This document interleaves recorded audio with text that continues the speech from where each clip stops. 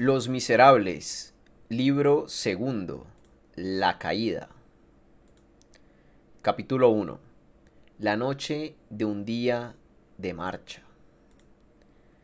En los primeros días del mes de octubre de 1815, como una hora antes de ponerse el sol, un hombre que viajaba entraba en la pequeña ciudad de D. Los pocos habitantes que en aquel momento estaban asomados a sus ventanas o en el umbral de sus casas, miraron a aquel viajero con cierta inquietud. Difícil sería hallar un transeúnte de aspecto más miserable. Era un hombre de mediana edad, de mediana estatura, robusto, de unos 46 a 48 años. Una gorra de cuero con víscera calada hasta los ojos ocultaba en parte su rostro tostado por el sol y todo cubierto de sudor. Su camisa, de una tela gruesa y amarillenta, dejaba ver su velludo pecho. Llevaba una corbata retorcida como una cuerda, un pantalón azul usado y roto, una vieja chaqueta gris hecha jirones, un morral de soldado a la espalda, bien repleto, bien cerrado y nuevo. En la mano un enorme palo nudoso, los pies sin medias, calzados con gruesos zapatos claveteados. Sus cabellos estaban cortados al rapé y, sin embargo, erizados, porque comenzaban a crecer un poco y parecía que no habían sido cortados hacía algún tiempo. Al rape. Nadie lo conocía. Evidentemente era forastero. ¿De dónde venía? Debía haber caminado todo el día, pues se veía muy fatigado. Se dirigió hacia el ayuntamiento, entró en él y volvió a salir un cuarto de hora después. Un gendarme estaba sentado a la puerta. El hombre se quitó la gorra y lo saludó humildemente. Había entonces en D una buena posada que, según la muestra, se titulaba La Cruz de Colbas, y hacia ella se encaminó el hombre. Entró en la cocina. Todos los hornos estaban encendidos y un gran fuego ardía alegremente en la chimenea. El posadero estaba muy ocupado en vigilar la excelente comida destinada a unos carreteros, a quienes se oía hablar y reír ruidosamente en la pieza inmediata. Al oír abrirse la puerta preguntó sin apartar la vista de sus cacerolas: ¿Qué ocurre? Cama y comida, dijo el hombre. Al momento, replicó el posadero. Entonces volvió la cabeza, dio una rápida ojeada al viajero y añadió: pagando, por supuesto. El hombre sacó una bolsa de cuero bolsillo de su chaqueta y contestó: tengo dinero. En ese caso, al momento os atiendo. El hombre guardó su bolsa, se quitó el morral, conservó su palo en la mano y fue a sentarse en un banquillo cerca del fuego. Entretanto, el dueño de casa, yendo y viniendo de un lado para otro, no hacía más que mirar al viajero. ¿Se come pronto?, preguntó éste. Enseguida, dijo el posadero. Mientras el recién llegado se calentaba con la espalda vuelta al posadero, éste sacó un lápiz del bolsillo, rasgó un pedazo de periódico, escribió en el margen blanco una línea o dos, lo dobló sin cerrarlo y entregó aquel papel a un muchacho que parecía servirle a la vez de pinche y de criado.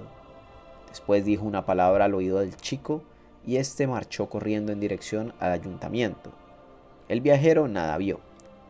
Volvió a preguntar otra vez: ¿comeremos pronto? Enseguida. Volvió el muchacho, traía un papel. El huésped lo desdobló apresuradamente como quien esperando una contestación. Leyó atentamente, movió la cabeza y permaneció pensativo.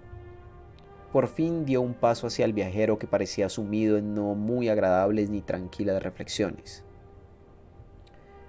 Buen hombre, le dijo, no puedo recibiros en mi casa.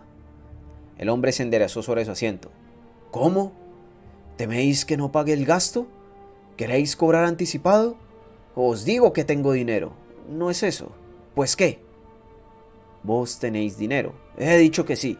Pero yo, dijo el posadero, no tengo cuarto que daros. El hombre replicó tranquilamente: dejadme un sitio en la cuadra. No puedo. ¿Por qué? Porque los caballos la ocupan toda. Pues bien, insistió el viajero, ya habrá un rincón en el pajar y un poco de paja no faltará tampoco. Lo arreglaremos después de comer. No puedo daros de comer. Esta declaración, hecha con un tono mesurado pero firme, pareció grave al forastero, el cual se levantó y dijo: me estoy muriendo de hambre. Vengo caminando desde que salió el sol. Pago y quiero comer. Yo no tengo que daros, dijo el posadero. El hombre soltó una carcajada y volviéndose hacia los hornos preguntó: Nada. ¿Y todo esto? Todo esto... Todo esto ya está comprometido por los carreteros que están allá adentro.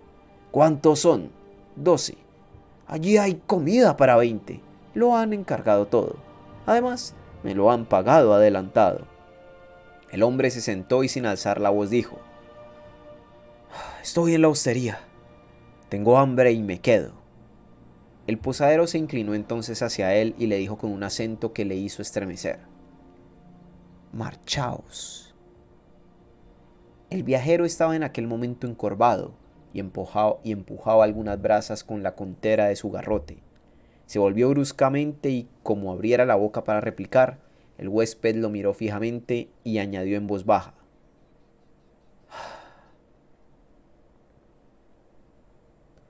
Mirad, basta de conversación. ¿Queréis que os diga vuestro nombre? Os llamáis Jim Valjean. Ahora, ¿queréis que os diga también lo que sois? Al veros entrar sospeché algo. Envié a preguntar al ayuntamiento y ved lo que me han contestado. ¿Sabéis leer? Al hablar así, presentaba al viajero el papel que acababa de ir desde la hostería a la alcaldía y de esta a aquella. El hombre fijó en él una mirada, bajó la cabeza, recogió el morral y se marchó. Caminó algún tiempo a la aventura por calles que no conocía, olvidando el cansancio, como sucede cuando el ánimo está triste. De pronto se sintió aguijoneado por el hambre. La noche se acercaba. Miró en derredor para ver si descubría alguna humilde taberna donde pasar la noche. Precisamente ardía una luz al extremo de la calle y hacia allí se dirigió. Era en efecto una taberna. El viajero se detuvo un momento, miró los vidrios de la sala, iluminada por una pequeña lámpara colocada sobre una mesa y por un gran fuego que ardía en la chimenea. Algunos hombres bebían. El tabernero se calentaba. La llama hacía cocer el contenido de una marmita de hierro, colgada de una cadena en medio del hogar.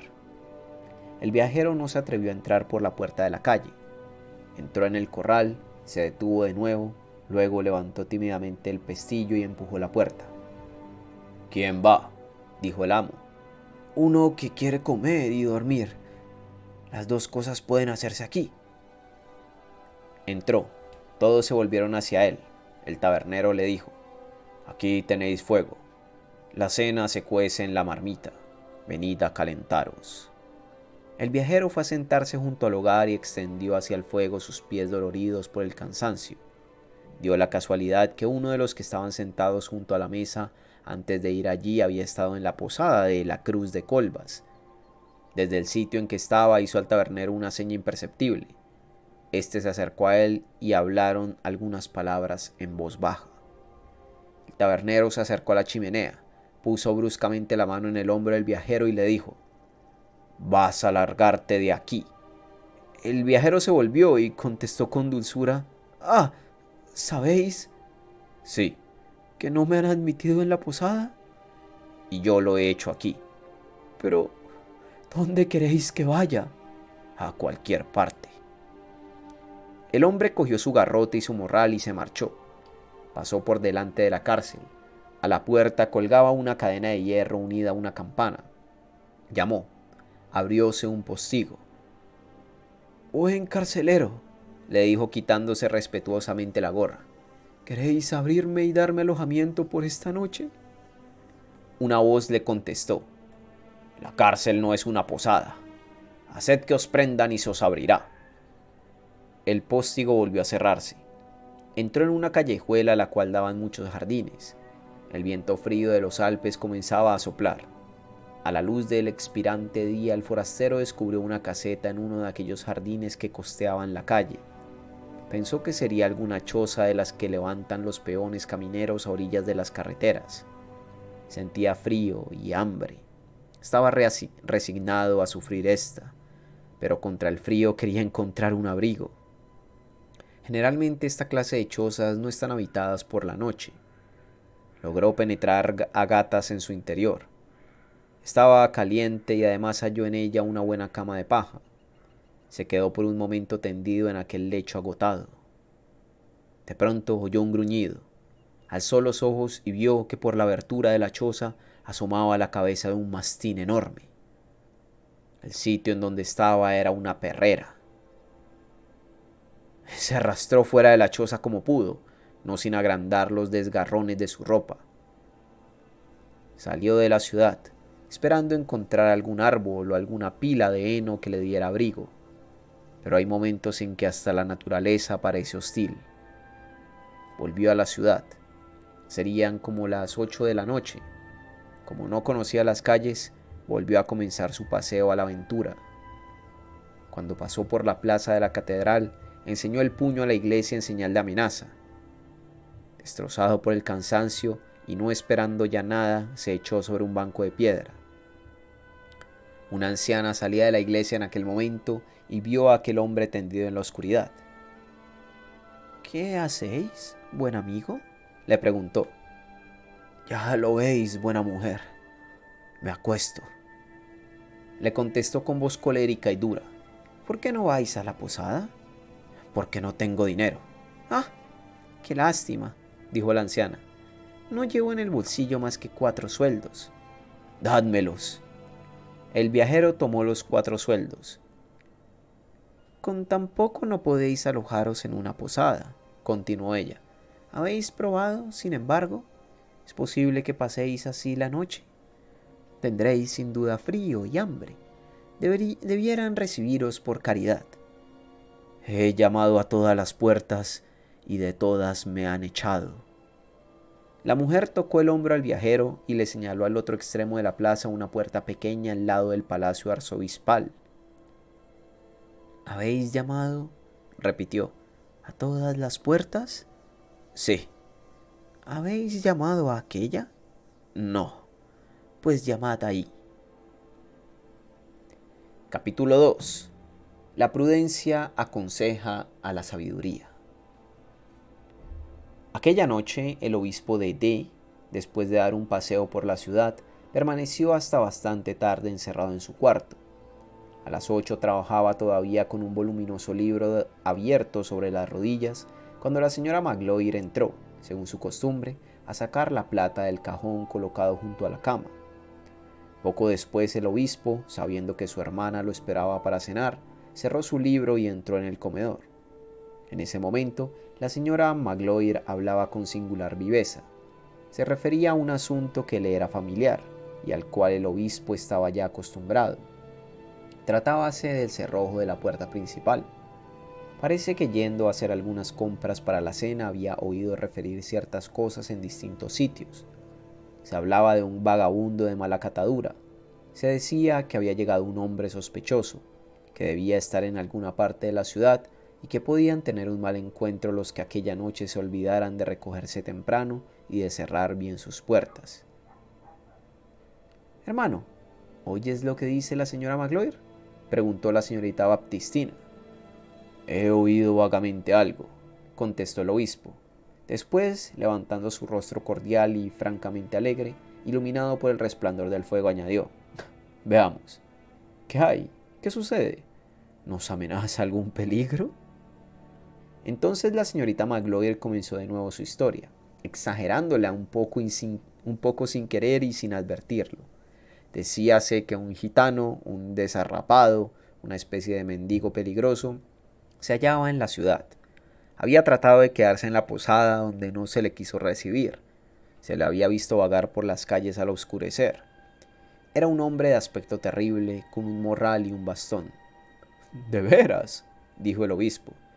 «Y como monseñor nunca pone llave a la puerta y tiene la costumbre de permitir siempre que entre cualquiera». En ese momento se oyó llamar a la puerta con violencia.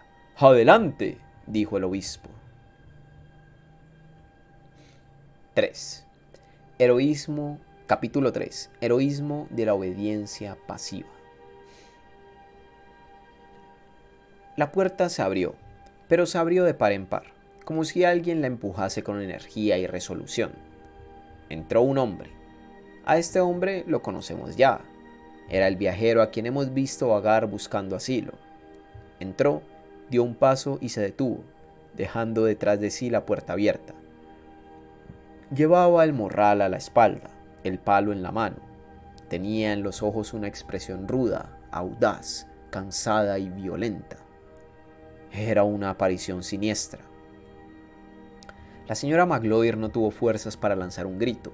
Se estremeció y quedó muda e inmóvil como una estatua. La señorita Baptistina se volvió, vio al hombre que entraba y medio se incorporó aterrada. Luego miró a su hermano, y su rostro adquirió una expresión de profunda calma y serenidad. El obispo fijaba en el hombre una mirada tranquila. Al abrir los labios, sin duda, para preguntar al recién llegado lo que deseaba, éste apoyó ambas manos en su garrote, posó su mirada en el anciano y luego en las dos mujeres, y sin esperar a que el obispo hablase, dijo en voz alta: «Me llamo Jean Valjean. Soy presidiario. He pasado en presidio 19 años. Estoy libre desde hace 4 días y me dirijo a Pontarlier. Vengo caminando desde Tolón. Hoy anduve 12 leguas a pie. Esta tarde, al llegar a esta ciudad, entré en una posada de la cual me despidieron a causa de mi pasaporte amarillo que había presentado en la alcaldía, como es preciso hacerlo. Fui a otra posada y me echaron fuera lo mismo que en la primera. Nadie quiere recibirme. He ido a la cárcel y el carcelero no me abrió. Me metí en una perrera y el perro me mordió. Parece que sabía quién era yo. Me fui al campo para dormir al cielo raso, pero ni aun eso me fue posible, porque creí que iba a llover y que no habría un buen Dios que impidiera la lluvia. Y volví a entrar en la ciudad para buscar en ella el quicio de una puerta. Iba a echarme ahí en la plaza sobre una piedra, cuando una buena mujer me ha señalado vuestra casa y me ha dicho: llamad ahí. He llamado. ¿Qué casa es esta? ¿Una posada? Tengo dinero. 109 francos y 15 sueldos que he ganado en presidio con mi trabajo en 19 años. Pagaré. Estoy muy cansado y tengo hambre. ¿Queréis que me quede? Señora Magloire, dijo el obispo, poned un cubierto más. El hombre dio unos pasos y se acercó al velón que estaba sobre la mesa. Mirad, dijo, no me habéis comprendido bien. Soy un presidiario. Vengo de presidio y sacó del bolsillo una gran hoja de papel amarillo que desdobló. Ved mi pasaporte amarillo. Esto sirve para que me echen de todas partes. ¿Queréis leerlo? Lo leeré yo. Sé leer. Aprendí en la cárcel. Hay allí una escuela para los que quieren aprender. Ved lo que han puesto en mi pasaporte. Jean Valjean, presidiario cumplido, natural de... Esto no hace al caso. Ha estado 19 años en presidio, 5 por robo con fractura, 14 por haber intentado evadirse 4 veces. Es hombre muy peligroso. Ya lo veis, todo el mundo me tiene miedo. ¿Queréis vos recibirme? ¿Es esta una posada? ¿Queréis darme comida y un lugar donde dormir? ¿Tenéis un establo? Señora Magloire, dijo el obispo, pondréis sábanas limpias en la cama de la alcoba. La señora Magloire salió sin chistar a ejecutar las órdenes que había recibido. El obispo se volvió hacia el hombre y le dijo: Caballero, sentaos junto al fuego. Dentro de un momento cenaremos, y mientras cenáis, se os hará la cama. La expresión del rostro del hombre, hasta entonces sombría y dura, se cambió en estupefacción, en duda, en alegría. Comenzó a balbucear como un loco. ¡Es verdad! ¿Cómo? ¿Me recibís? ¿No me echáis? ¿A mí? ¿A un presidiario? Y me llamáis caballero y no me tuteáis y no me decís «Sal de aquí, perro», como acostumbran a decirme. Yo creí que tampoco aquí me recibirían. Por eso os dije enseguida lo que soy. Oh, Gracias a la buena mujer que me envió a esta casa, voy a cenar y a dormir en cama con colchones y sábanas como todo el mundo. ¡Una cama! Hace 19 años que no me acuesto en una cama. Sois personas muy buenas. Tengo dinero, pagaré bien. Dispensad, señor posadero. ¿Cómo os llamáis? Pagaré todo lo que quieras. Sois un hombre excelente. Sois el posadero, ¿no es verdad? Soy, dijo el obispo, un sacerdote que vive aquí. ¿Un sacerdote? Dijo el hombre. Oh, buen sacerdote. Entonces, ¿no me pedís dinero? Sois el cura, ¿no es esto? ¿El cura de esta iglesia? Mientras hablaba, había dejado el saco y el palo en un rincón, guardado su pasaporte en el bolsillo y tomado asiento. La señorita Baptistina lo miraba con dulzura. «Sois muy humano, señor cura», continuó diciendo. «Vos no despreciáis a nadie. Es gran cosa un buen sacerdote. ¿De modo que no tenéis necesidad de que os pague?» «No», dijo el obispo, «guardad vuestro dinero. ¿Cuánto tenéis? ¿No me habéis dicho que 109 francos? Y 15 sueldos», añadió el hombre. 109 francos y 15 sueldos. ¿Y cuánto tiempo os ha costado ganar ese dinero? 19 años. El obispo suspiró profundamente. El hombre prosiguió. Todavía tengo todo mi dinero. En 4 días no he gastado más que 25 sueldos que gané ayudando a descargar unos carros en Grasse. El obispo se levantó a cerrar la puerta que había quedado completamente abierta. La señora Magloire volvió con un cubierto que puso en la mesa. «Señora Magloire», dijo el obispo, «poned ese cubierto lo más cerca posible de la chimenea». Y se volvió hacia el huésped. «El viento de la noche es muy crudo en los Alpes. ¿Tenéis frío, caballero?» Cada vez que pronunciaba la palabra caballero con voz dulcemente grave, se iluminaba la fisonomía del huésped. Llamar caballero a un presidiario es dar un vaso de agua a un náufrago de la Medusa. La ignominia está sedienta de consideración. «Esta luz alumbra muy poco», prosiguió el obispo. La señora Magloire lo oyó. Tomó de la chimenea del cuarto de su ilustrísima los 2 candelabros de plaza y los puso encendidos en la mesa. «Señor cura», dijo el hombre, «sois bueno. No me despreciáis, me recibís en vuestra casa, encendéis velas para mí.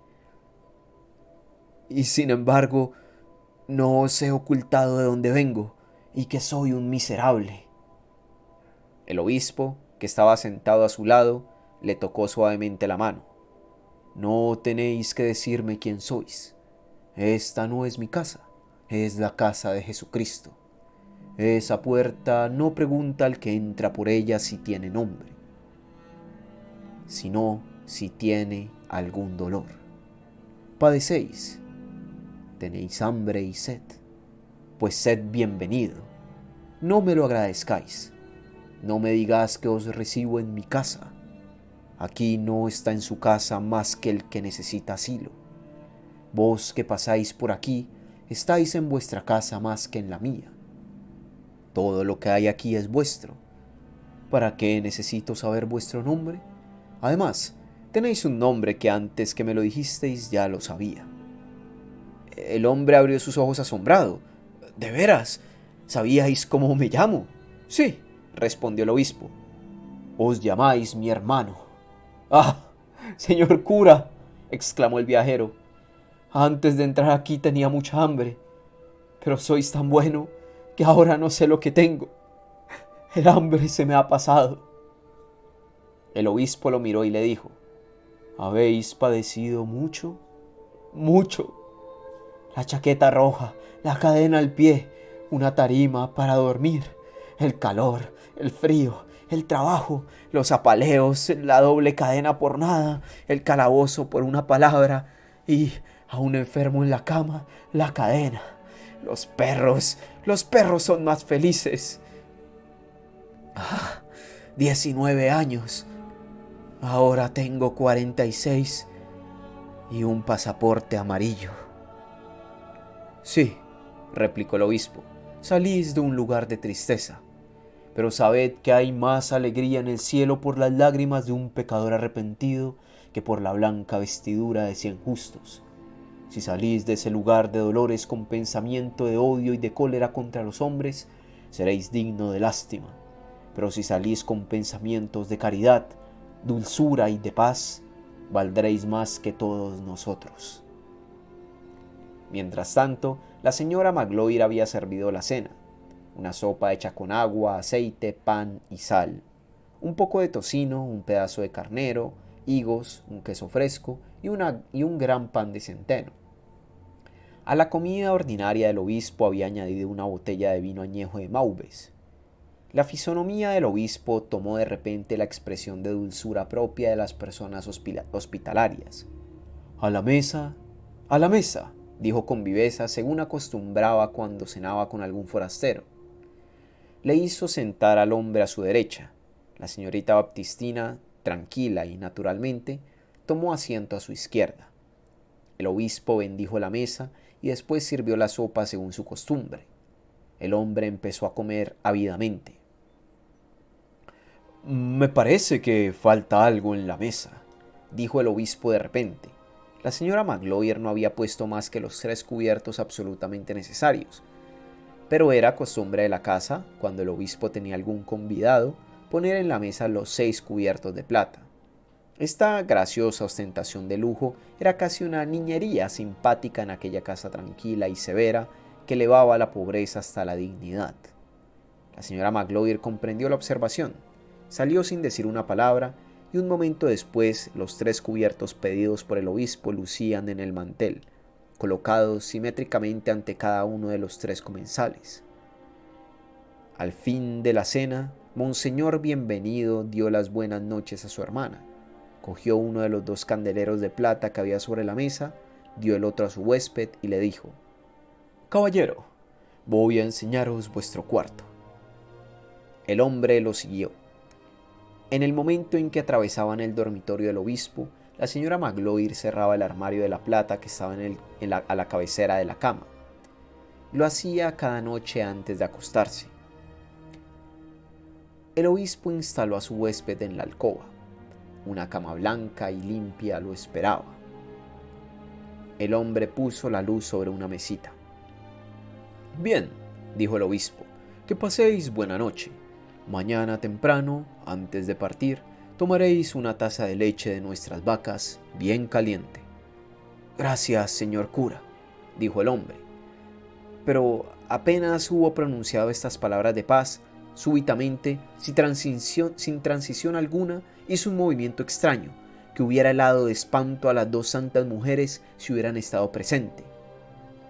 Se volvió bruscamente hacia el anciano, cruzó los brazos y fijando en él una mirada salvaje, exclamó con voz ronca: ¡Ah! De modo que me alojáis en vuestra casa y tan cerca de vos. Calló un momento y añadió con una sonrisa que tenía algo de monstruosa: ¿Habéis reflexionado bien? ¿Quién nos ha dicho que no soy un asesino? El obispo respondió: ese es problema de Dios. Después, con toda gravedad, bendijo con los dedos de la mano derecha a su huésped, que ni aún dobló la cabeza y sin volver la vista atrás entró en su dormitorio. Hizo una breve oración y un momento después estaba en su jardín, donde se paseó meditabundo, contemplando con el alma y con el pensamiento los grandes misterios que Dios descubre por la noche a los ojos que permanecen abiertos. En cuanto al hombre, estaba tan cansado que ni aprovechó aquellas blancas sábanas. Apagó la luz soplando con la nariz como acostumbraban los presidiarios, se dejó caer vestido en la cama y se quedó profundamente dormido. Era medianoche cuando el obispo volvió del jardín a su cuarto. Algunos minutos después, todos dormían en aquella casa.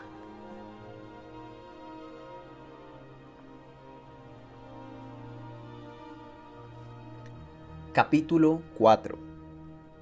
Jean Valjean. Jean Valjean pertenecía a una humilde familia de Bray.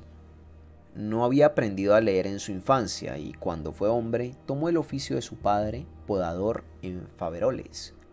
Su padre se llamaba igualmente Jean Valjean o Blajin, una contracción probablemente de Boudallin o Ayestallin. Su carácter era pensativo, aunque no triste, propio de las almas afectuosas. Perdió de muy corta edad a su padre y a su madre. Se encontró sin más familia que una hermana mayor que él, viuda y con 7 hijos.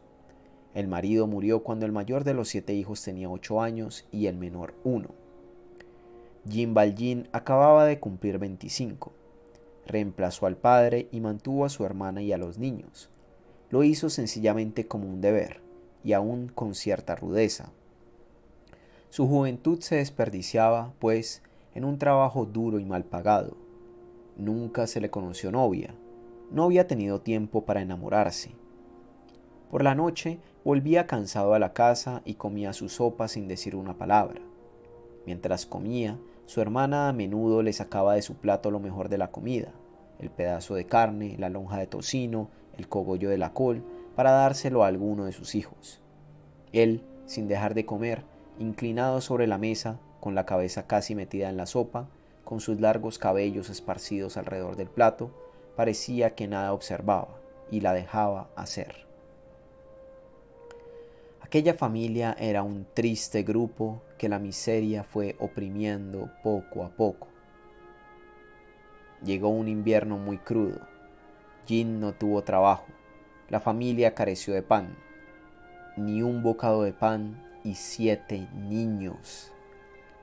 Un domingo por la noche, Maubert Isabeu, panadero de la plaza de la iglesia, se disponía a acostarse cuando oyó un golpe violento en la puerta y en la vidriera de su tienda. Acudió y llegó a tiempo de ver pasar un brazo a través del agujero hecho en la vidriera por un puñetazo. El brazo cogió un pan y se retiró. Isabeu salió apresuradamente. El ladrón huyó a todo correr, pero Isabeu corrió también y lo detuvo. El ladrón había tirado el pan, pero tenía aún el brazo ensangrentado. Era Jean Valjean. Esto ocurrió en 1795. Jean Valjean fue acusado ante los tribunales de aquel tiempo como autor de un robo con fractura de noche y en casa habitada. Tenía en su casa un fusil y era un eximio tirador y aficionado a la caza furtiva, y esto lo perjudicó. Fue declarado culpable. Las palabras del código eran terminantes. Hay en nuestra civilización momentos terribles, y son precisamente aquellos en que la ley penal pronuncia una condena. Instante fúnebre aquel en que la sociedad se aleja y consuma el irreparable abandono de un ser pensante. Jean Valjean fue condenado a 5 años de presidio. Un antiguo carcelero de la prisión recuerda aún perfectamente a este desgraciado, cuya cadena se remachó en la extremidad del patio. Estaba sentado en el suelo como todos los demás. Parecía que no comprendía nada de su posición, sino que era horrible. Pero es probable que descubriese, a través de las vagas ideas de un hombre completamente ignorante, que había en su pena algo excesivo.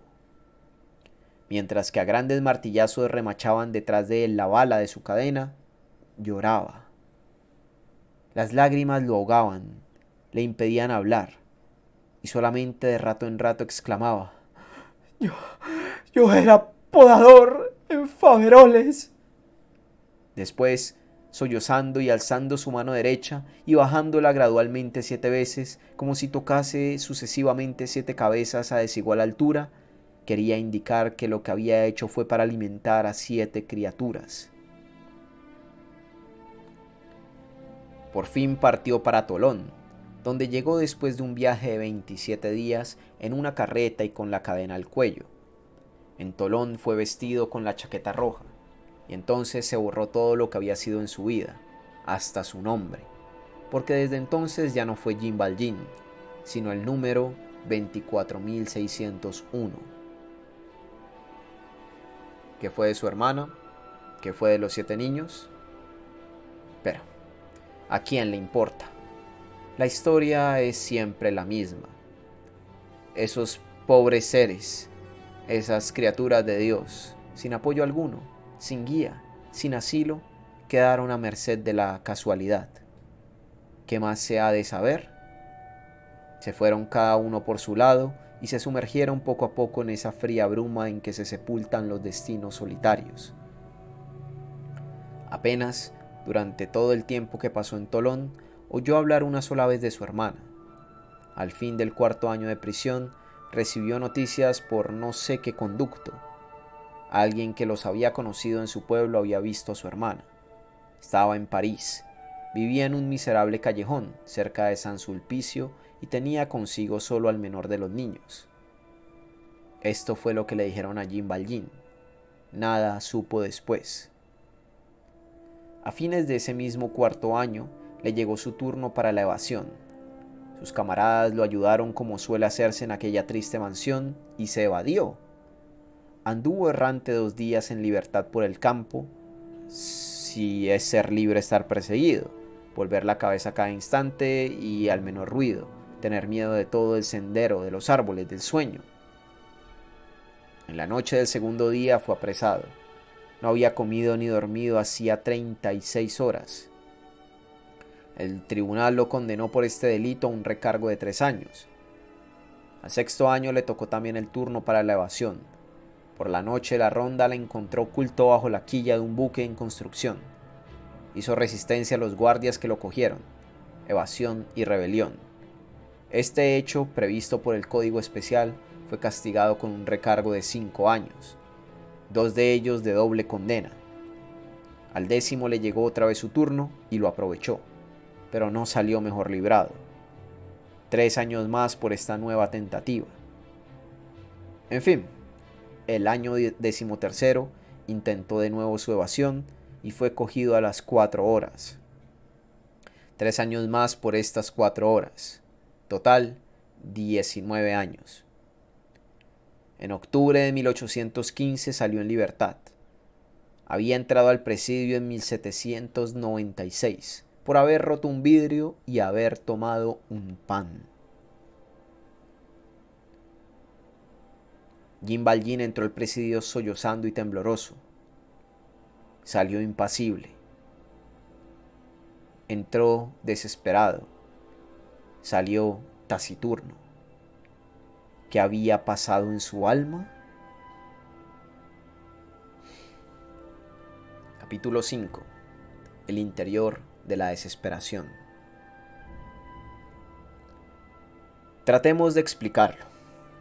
Es preciso que la sociedad se fije en estas cosas, puesto que ella es su causa. Jean era, como hemos dicho, un ignorante, pero no era un imbécil. La luz natural brillaba en su interior, y la desgracia, que tiene también su claridad, aumentó la poca que había en aquel espíritu. Bajo la influencia del látigo, de la cadena, del calabozo, del trabajo bajo el ardiente sol del presidio, en el lecho de tablas, el presidiario se encerró en su conciencia y reflexionó.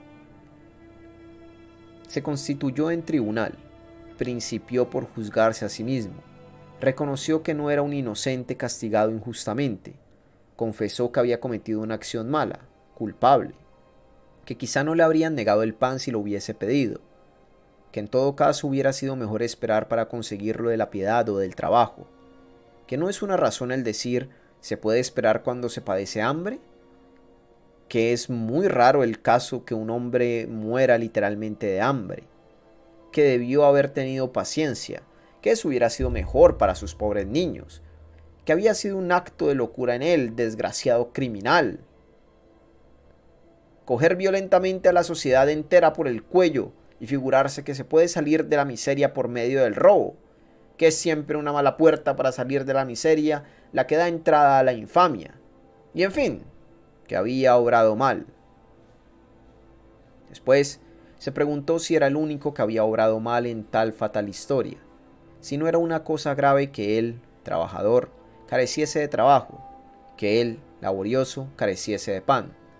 Si, después de cometida y confesada la falta, el castigo no había sido feroz y extremado, si no había más abuso por parte de la ley en la pena que por parte del culpado en la culpa, si el recargo de la pena no era el olvido del delito y no producía por resultado el cambio completo de la situación, reemplazando la falta del delincuente con el exceso de la represión, transformando al culpado en víctima y al deudor en acreedor, poniendo definitivamente el derecho de parte del mismo que lo había violado.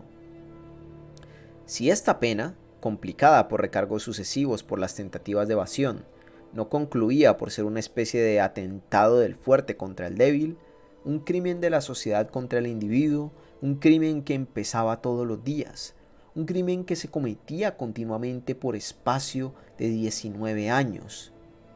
Se preguntó si la sociedad humana podía tener el derecho a hacer sufrir igualmente a sus miembros, en un caso su imprevisión irracional y en otro su impía previsión, y de apoderarse para siempre de un hombre entre una falta y un exceso.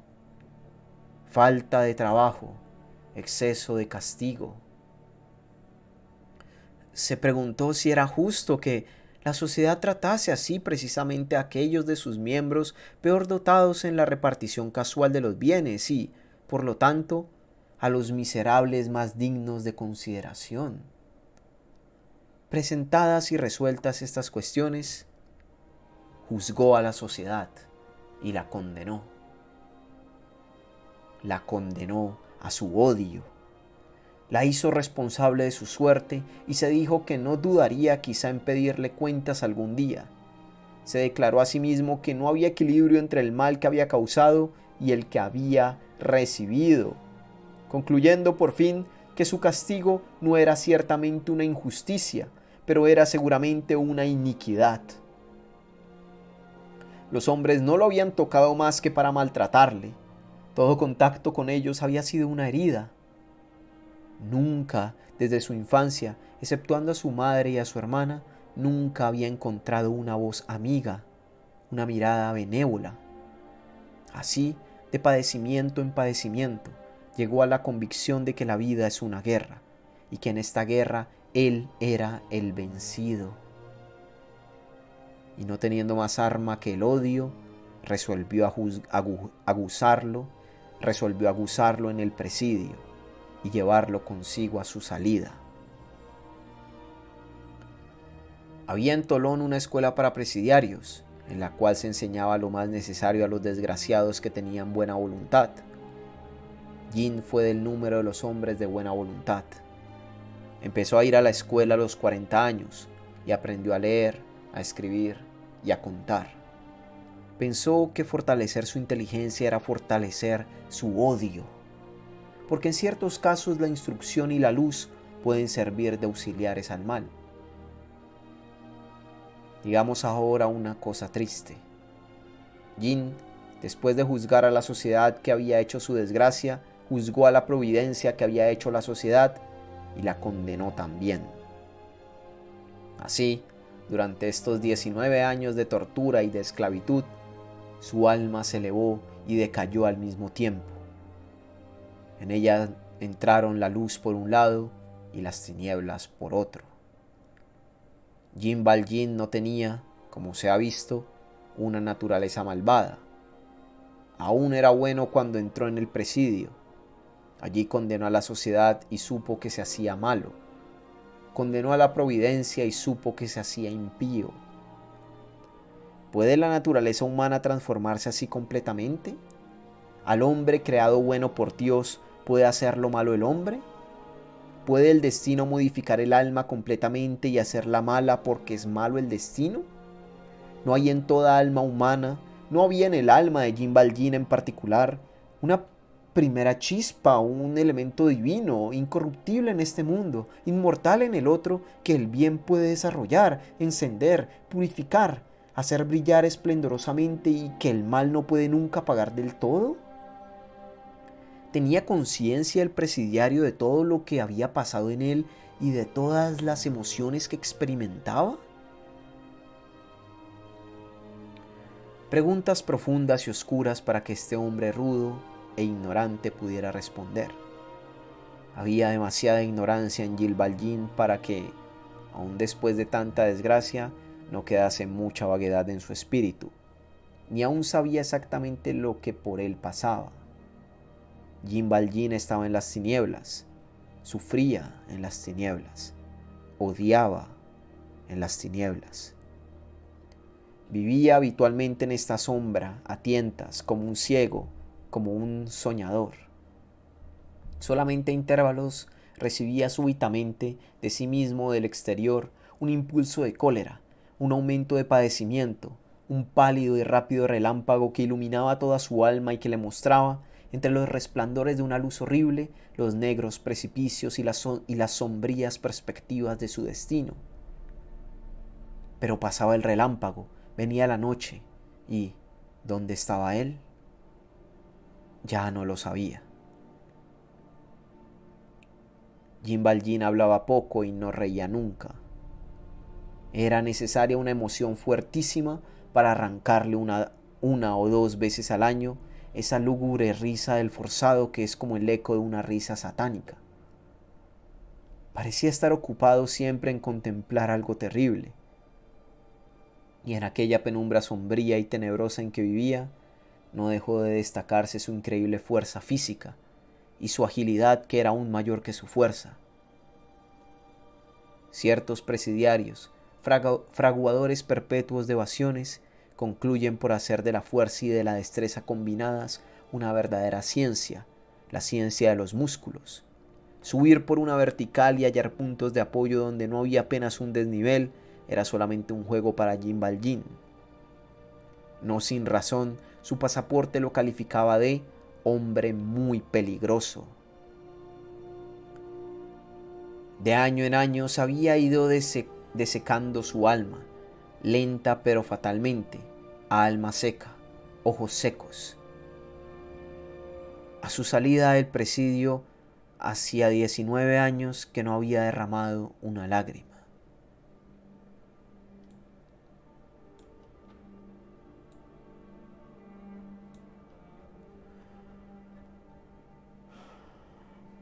Y con esto, mi gente, voy a dejar esta primera lectura de este libro segundo por aquí. Va a tener 2 sesiones de lectura este libro segundo. Digamos que ya leí la primera mitad, nos quedará entonces la segunda mitad. Que bueno, es que este libro tiene 10 capítulos, leí los primeros 5. Oye, me gustó mucho Dios, este análisis que está haciendo la obra de la naturaleza humana. ¿No? La obra plantea el hecho pues, de que el ser humano es bueno y la sociedad lo corrompe, claramente, ¿no? Y es que Jean Valjean es un personaje trágico, o sea, literalmente es un personaje trágico. Robó pan por alimentar a sus hijos, bueno, a los hijos de su hermana.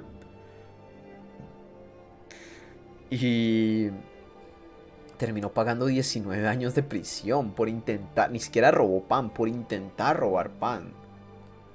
O sea, el castigo fue desmesurado y obviamente él, queriendo escapar, pues no pudo y se le fue alargando hasta los 19 años. Un poco triste de que intentara escapar al 4.º año, o sea, si hubiera esperado un año más hubiera salido. Pero es que estamos hablando de la época de 1800. O sea, de ser prisionero en esa época terrible. Imagínate, siempre con cadenas. Imagínate Dios, lo jodidamente insoportable que es vivir todos los días de tu vida con cadenas, encerrado en un cuartucho. Imagino que a base de trabajos forzados y a base de, qué sé yo, comida podrida, imagino. O sea, es verdad que las cosas en la cárcel son terribles, pero ser prisionero en la actualidad es mucho mejor que ser prisionero en esas épocas. O sea, ¿qué quieres que te diga? Pero bien, me gustó mucho esta primera lectura, esta primera mitad. Espero que la hayan disfrutado y nos veremos en la próxima con más de Los Miserables. Un besito a todos los que están siguiendo esta obra en YouTube. Bye, bye, bye.